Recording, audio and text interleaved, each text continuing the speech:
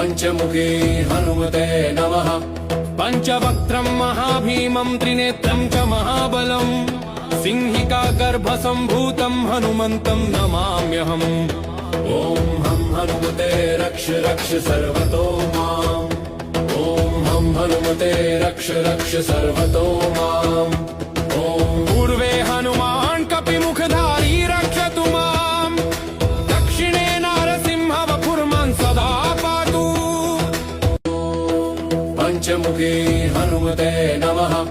पंचवक्त्रं महाभीमं त्रिनेत्रं च महाबलम् सिंहिका गर्भसम्भूतं हनुमन्तं नमाम्यहम्। ॐ हं हनुमते रक्ष रक्ष सर्वतो माम्। ॐ हं हनुमते रक्ष रक्ष सर्वतो माम्।